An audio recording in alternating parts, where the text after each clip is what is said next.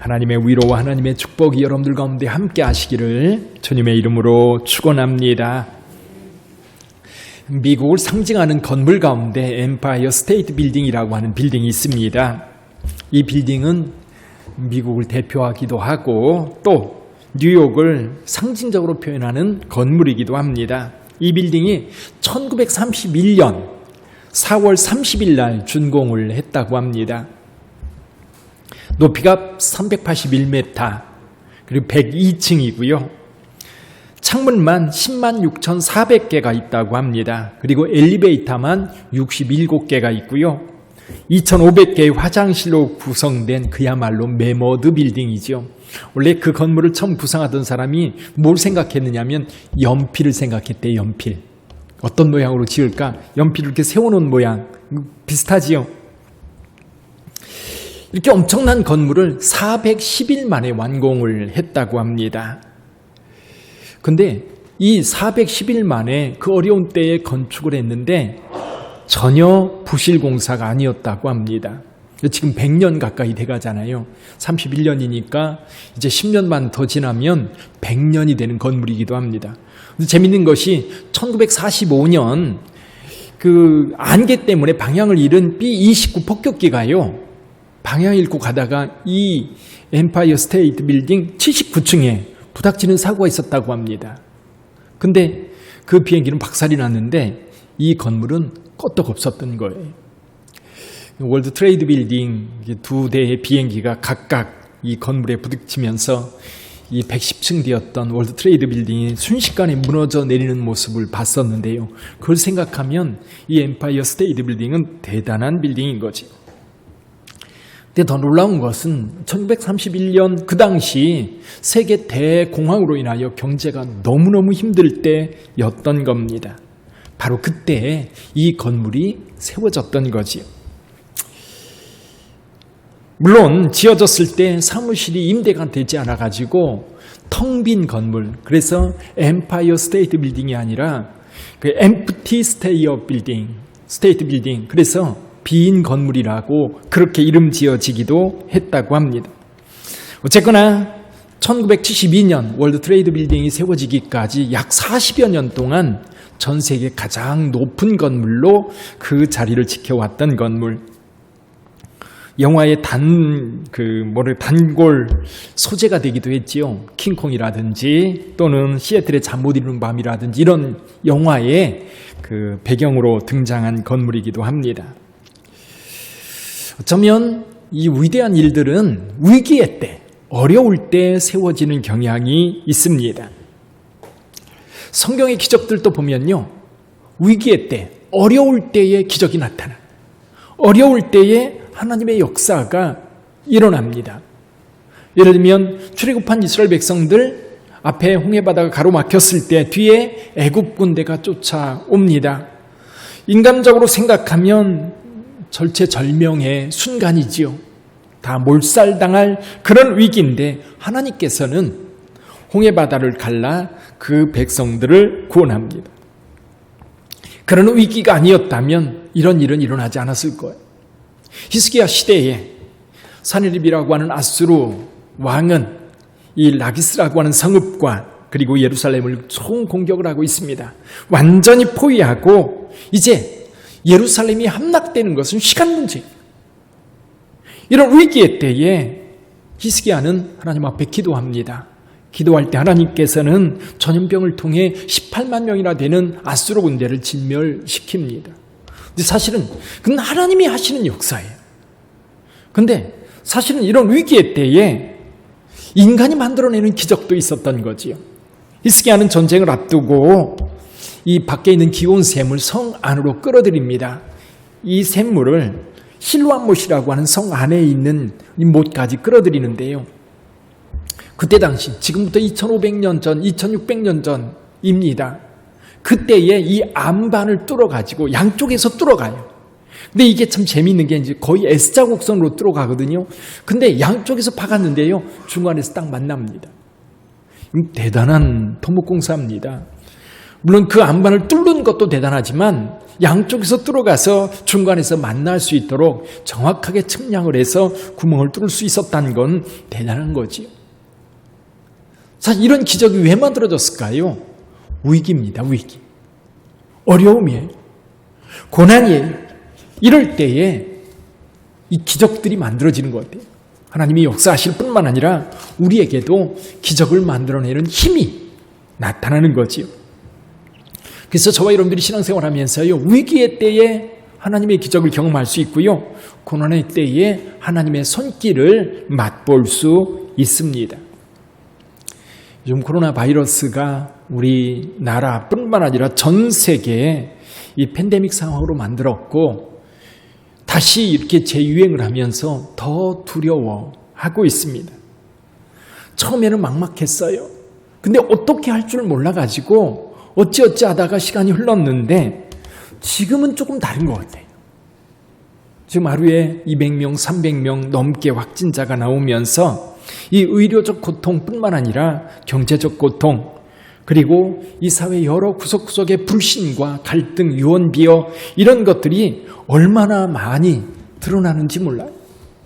원래 이런 그 팬데믹 상황이 되면 유언비어가 말도 못하게 횡행합니다.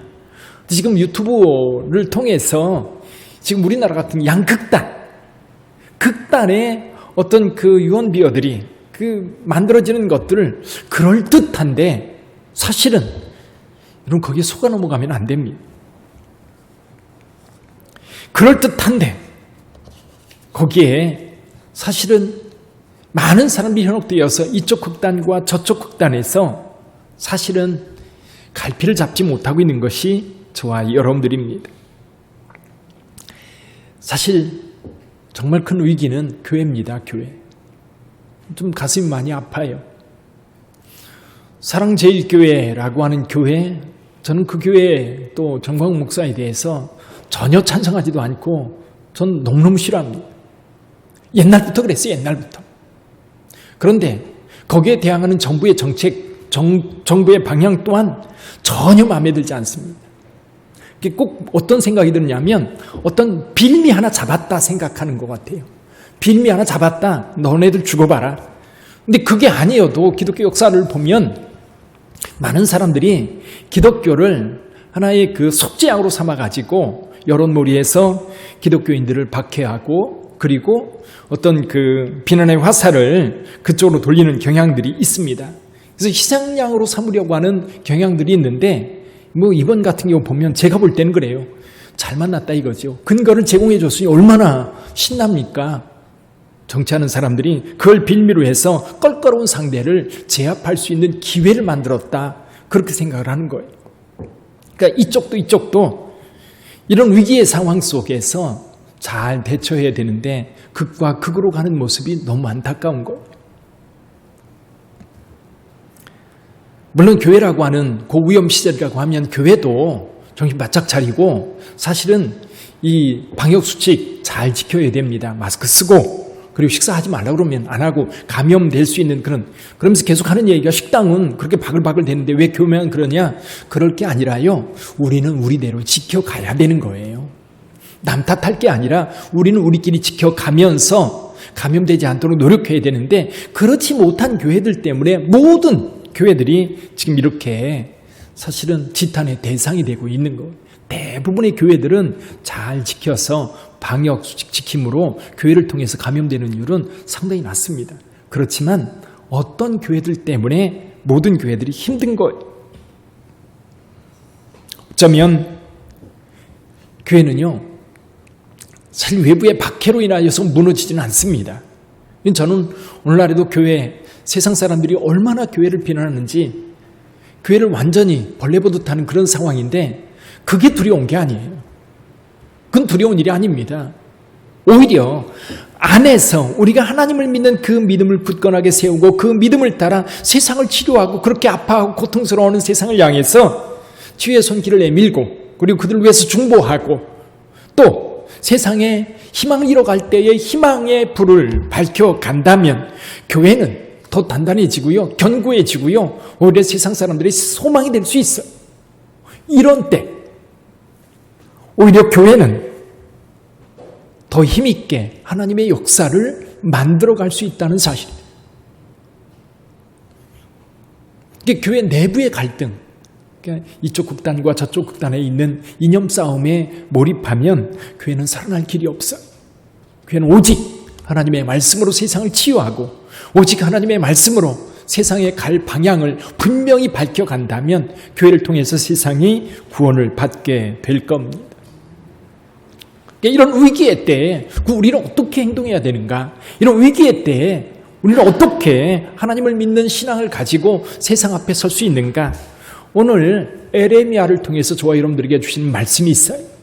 그 말씀에 오늘 귀를 기울일 수 있기를 바랍니다. 때는 기원전 587년입니다. 586년 예루살렘이 멸망당합니다. 멸망당하기 1년 전에 있었던 사건이에요. 사실 이때 사건이 뭐냐면 바벨론이 군대를 몰고 와서 예루살렘을 완전히 포위를 했어요. 꼼짝 못하는 상황. 그런 상황에 내부적으로는 에레미야가 이 예루살렘 성이 함락될 것이며 그리고 시드기야 왕이 체포되어서 바벨론 포로로 끌려갈 거라고 예언을 했습니다. 이런 상황에서 시드기야는 에레미야를 시드의 뜰 감옥에 가두고 맙니다. 이 에레미야가 시드기야 뜰에 시드의 뜰에 갇혀 있는 동안에 한 가지 사건이 있었어요. 어떤 사건이냐면 이 에레미야의 사촌 하나멜이라고 하는 사람이 와가지고 감옥에 갇혀 있는 에레미야에게 땅을 사라 이렇게 요청을 했던 거예요. 그게 에레미야가 사야 되는 이유가 뭐냐면 에레미야가 바로 그 밭을 살 유일한 기업 물을 자라는 거예요. 기업 물을 자. 기업 물을 자에 대해서 룻기에서 우리가 봤지요. 기업 물을 자는 가까운 친척이 어려움을 당했을 때에 그 재산, 그 밭을 사줌으로 인하여 그 사람의 생계를 보장하고 또 한 가지는 이 땅이 다른 집안으로 넘어가지 않고 우리 집안에 있도록 하기 위해서 기업 물을 자의 책임을 다해야 되는 거예요. 에레미야는 이 사건을 하나님의 메시지로 들었어요. 자, 전쟁이 나면 어떻게 합니까? 전쟁이 나면 언제 죽을지 몰라요. 전쟁이 나면 어떻게 될지 모릅니다. 그래서 전쟁이 나면 지금 부동자산, 집이라든지 아니면 땅이라든지 이걸 팔아가지고 유동성 자산이라고 그러나요? 들고 다닐 수 있는 금이나 보석이나 이런 걸로 바꿔가지고 언제든 떠날 수 있는 상황을 만드는 것이 전쟁 중입니다. 그런데 하나님께서는 그 땅을 사라는 거예요. 그래서 그 땅을 사서 집 문서를 보관해 놓으면 나중에 회복되었을 때에 그 땅 주인임을 분명하게 할 수 있는 거죠. 여기 땅을 새로 산다는 얘기는 희망이 있다는 것을 백성들에게 보여주려고 하는 하나님의 의도이고 이것을 적극적으로 행함으로 에레미야 역시 지금 멸망의 순간이지만 우리에게는 하나님께서 약속하신 소망이 있다는 것을 분명하게 이야기해 주는 것. 에레미야는 지금 절망 가운데 있어요. 근데 예루살렘 상황과 에레미야의 상황은 둘 다 똑같아요. 에레미야도 지금 죽음 직전에 있는 거고 예루살렘도 지금 멸망 직전에 있는 그런 상황입니다. 그런 상황 속에서 하나님은 이 행동을 통해서 먼 미래에 이루어질 하나님의 회복을 말씀하시면서 동시에 에레미야에게 오늘 말씀하고 계신 거예요. 에레미야에게 어떤 말씀을 주십니까? 그 말씀은 오늘 우리에게 주시는 말씀인 줄 믿습니다. 첫째는요, 에레미야에게 하나님께서 말씀하시는 내용 한번 살펴보지요. 우리 2절 한번 읽어봅니다. 2절 같이 읽어봅니다. 이 일을 행하시는 여호와, 그것을 만들며 성취하시는 여호와, 그의 이름을 여호와르니가 이와 같이 이르시되. 이와 같이 이르시도다 말씀하는데 하나님이 누구냐라는 거예요. 하나님이 누구냐? 그래서 위기의 때, 고난의 때에, 어려울 때에 첫 번째로 우리가 분명하게 해야 될 게 뭐냐면 하나님을 향한 믿음이에요. 이 하나님을 향한 믿음이 흔들리면 이 고난을 이겨낼 수 없어요. 하나님을 믿는 믿음의 고백이 분명하지 않으면 흔들립니다.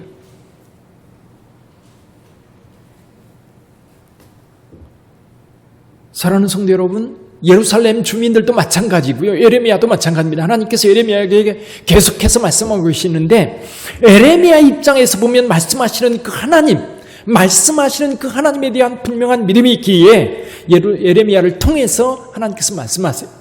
근데 예루살렘 주민들은 그 하나님에 대한 믿음이 불분명하니까요. 두려울 수밖에 없고 겁날 수밖에 없고 각기 자기 소견에 옳은 대로 행할 수밖에 없는 거예요. 여러분은 어떻습니까?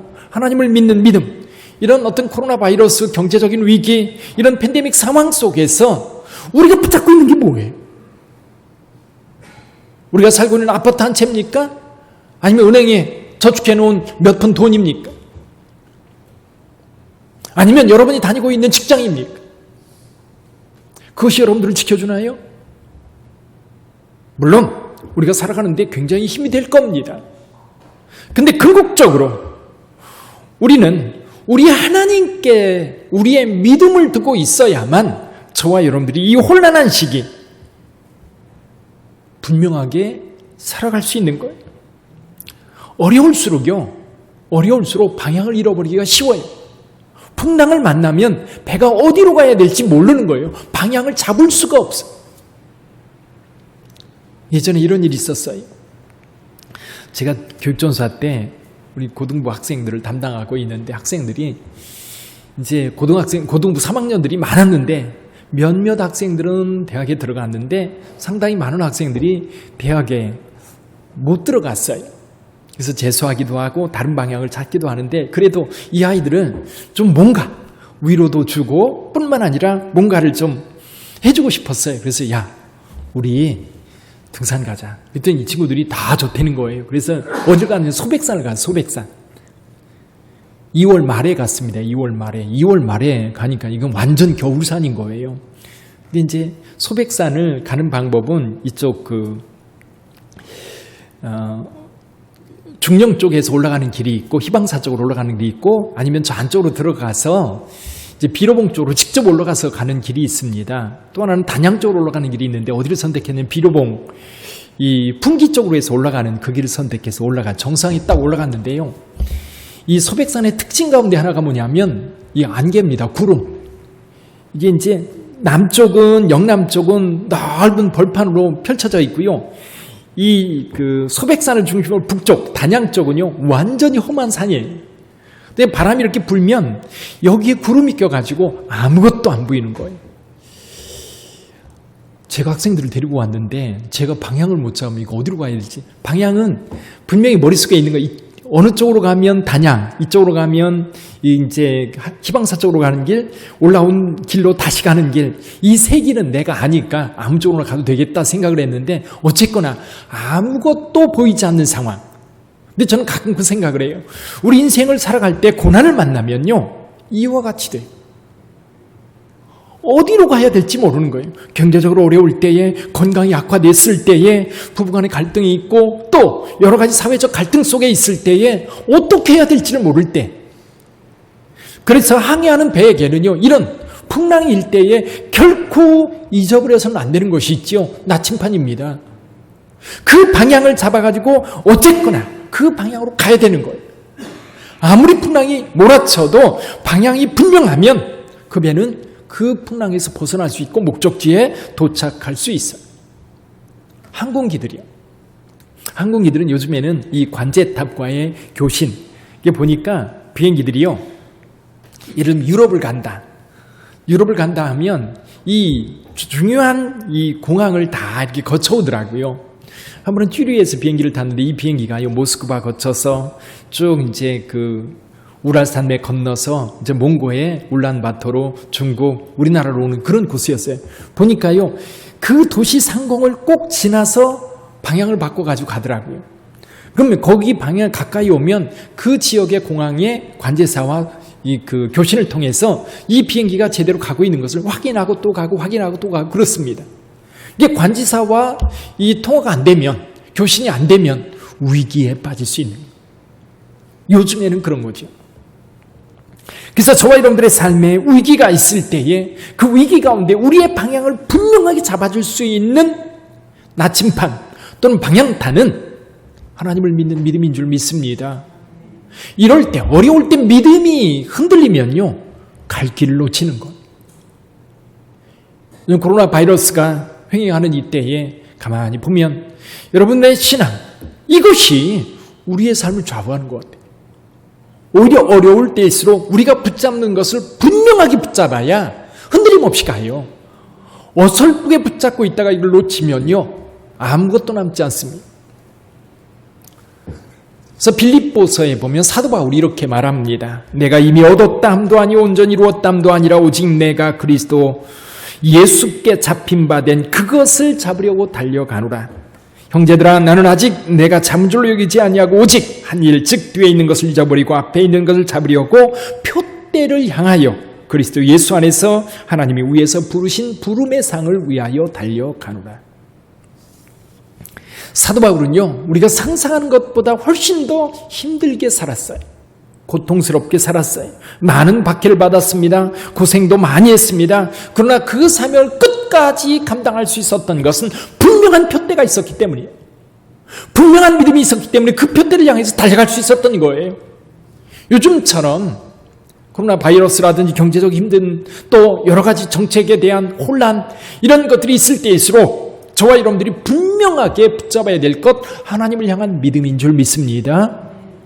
그 믿음이 흔들리면 우리의 길도 흔들려요. 우리의 삶도 흔들려요. 그럼 무너지는 거예요. 코로나 때에 흔들리면 무너져요. 그럴 때에 꽉 잡을 게 있어야 돼요. 꽉 잡을 것. 그게 뭐예요? 하나님을 믿는 믿음인 줄 믿습니다. 흔들리지 않는 믿음. 그 믿음을 잡고 여러분, 우리의 삶을 지탱해 갈 수 있기를 주님의 이름으로 축원합니다. 또 한 가지는요, 하나님의 역사는 서론에서 말씀드렸던 것처럼 고난의 때에 하나님의 역사가 커요. 누가 기적을 맛봐요? 평안할 때는 기적이 필요 없어요. 그렇잖아요. 평안할 때는 기적 필요 없고 그냥 여러분, 우리에게 주어진 일들을 성실하게 행하면 하나님께서 늘 기쁨으로 우리를 도우십니다. 특별히 개입하지 않아도. 여러분, 아이가 공부 열심히 하고 잘 갈 때는요, 부모가 개입할 필요 없어요. 힘들고 어려울 때 개입하는 거예요. 고난이 있을 때 개입하는 거예요. 우리 하나님도 마찬가지입니다. 그래서 오늘 본문에서 말씀하셔요. 너는 내게 부르짖으라. 너는 내게 부르짖으라. 내가 내게 응답하겠고 내가 알지 못하는 크고 은밀한 일을 내게 보이리라. 하나님께서 계획하시고 성취해 가시는 일들을 여러분 누구에게 보여주십니까? 오늘 저와 여러분들에게 하나님께서 분명하게 보여주실 줄 믿습니다. 여호와께 부르짖는 자에게 말씀하세요. 그리고 알려주세요. 기도를 통해 하나님과 깊은 교제를 나누는 사람들에게 하나님께서 말씀하셔요. 기도는 하나님을 대면하는 일입니다. 하나님과 친밀함을 갖게 하는 통로예요. 하나님과 친밀하면 하나님께서 비밀을 가르쳐줘요. 여러분들도 그렇잖아요. 부부의 일. 서로 부부가 무슨 일을 하는지 모른다면 좀 그렇죠. 누가 친밀합니까? 친밀한 것을 보면 그 사람의 친밀하다라고 말할 때 그 사람만 가지고 있는 비밀을 알고 있다면 진짜 친밀한 거예요. 그렇죠? 하나님께서, 하나님과 친밀한 자가 누구예요? 하나님의 비밀을 알고 있는 자, 하나님의 비밀을 가르쳐주는 자, 하나님의 비밀을 깨닫게 하는 자, 그가 바로 하나님과 친밀한 자지요. 하나님께서 아브라함에게 이렇게 말씀하십니다. 여호와께서 이르시되 내가 하려는 일을 아브라함에게 숨기겠느냐. 여러분에게도 하나님께서 숨기지 않을 줄 믿습니다. 제가 이 목회를 하면서 교회에 큰 위기가 있거나 또 교회를 새로 지어야 되거나 이런 상황에 있을 때는 꼭 하나님께서 말씀하셔요. 제게도 말씀하시지만 성도들에게도 말씀하셔요. 성도들에게도 분명하게 이 교회가 되어져가는 일에 대하여 말씀하셔요. 하나님께서는 모세를 부르시고 하나님의 계획을 말씀하십니다. 내가 내려가서 그들을 애굽인의 손에서 건져내고 그들을 그 땅에서 인도하여 아름답고 광대한 땅, 젖과 꿀이 흐르는 땅, 곧 가나안 족속, 헷 족속, 아모리 족속, 브리스 족속, 히위 족속, 여부수 족속의 지방에 데려가려 하노라. 하나님의 계획이에요. 이 계획을 누구한테 가르쳐줘요? 모세에게 가르쳐줍니다. 그리고 오늘 본문의 말씀에서도 분명하게 하나님께서는 에레미야에게 하나님의 계획을 말씀해 주셔요. 근데 이 하나님께서 에레미야에게 가르쳐주는 이스라엘의 운명, 그 예루살렘의 운명은 두 가지로 말씀합니다. 하나는 파멸이에요. 하나는 파멸. 여기 3절 4절 읽어볼까요? 3절 4절 같이 읽어봅니다. 이스라엘의 하나님 여호와께서 말씀하시니라. 무리가 이 성읍의 가옥과 유다 왕궁을 헐어서 갈대아인의 참호와 칼을 대항하여 싸우려 하였으나 내가 나의 노여움과 분함으로 그들을 죽이고 그들의 시체로 이 성을 채우게 하였나니 이는 그들의 모든 악행으로 말미암아 나의 얼굴을 가리어 이 성을 돌아보지 아니하였음이라. 지금 예루살렘 성이 파멸되었습니까? 안 되었습니까? 아직 1년 전이에요. 아직 1년 전. 사실 요 다음에 또 어떤 사건이 벌어지느냐 하면 이 바벨론이요 예루살렘을 완전히 포위했다가 이 포위를 풀고 물러가는 사건이 있었어요. 물러가서 잠깐 이제 저쪽 그 북쪽 갈릴리 지역으로 이렇게 이동하는 사건이 한번 있었어요. 그 사건이 왜 일어나냐면 애굽에서 군대가 출동했다는 소문이 들립니다. 그래서 이때 잠깐 시드기야가요, 이제 우리가 살았다. 근데 에레미야는 아니거든요. 바벨론이 다시 와서 여기를 멸할 것이다라고 얘기를 하는 거예요. 근데 뭐가 조금 빌미가 보이면 살았다. 안도의 한숨을 쉬는 것이 우리인 것 같아. 근데 결국 에레미야는 하나님께서 보여주신 대로 이스라엘 백성들에게 이 예루살렘의 파멸에 대해서 이야기합니다. 이것이 에레미야에게 보여준 하나님의 일, 첫 번째 계획이고요. 두 번째는 뭐냐면 좀 더 먼 미래. 그래서 이 6절에 보면 그러나로 시작하고 있어요. 그러나 파멸될 거라는 거예요. 파멸을 건너뛰는 게 아니에요. 파멸 없이 앞으로 있는 미래를 얘기하는 게 아니라 이 파멸 너머에 있을 일이에요. 같이 읽어볼까요? 6절 7절. 그러나 보라 내가 이 성읍을 치료하며 고쳐낫게 하고 평안과 진실이 풍성함을 그들에게 나타낼 것이며 내가 유다의 포로와 이스라엘의 포로를 돌아오게 하여 그들을 처음과 같이 세울 것이며. 계속해서 말씀합니다. 내가 그들을 내게 범한 그 모든 죄악에서 정하게 하며 그들이 내게 범하며 행한 모든 죄악을 사할 것이라. 사랑하는 성도 여러분, 하나님께서 오늘 본문의 말씀을 통해서 하시는 것, 하나님께서 행하시는 것을 에레미야에게 말씀해주고 있어요. 알려주고 있다는 거지. 지금은 당장은 아닙니다. 먼 미래에 이루어지니. 9절도 볼까요? 9절.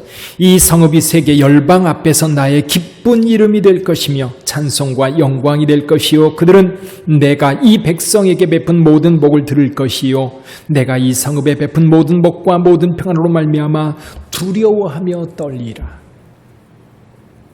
지금 상황과는 전혀 다른, 사랑하는 성도 여러분, 오늘날도 하나님께서는 여전히 저와 여러분들에게 말씀하시는 줄 믿습니다. 히브리서 1장 1절 2절 보면 이렇게 말씀하셔요.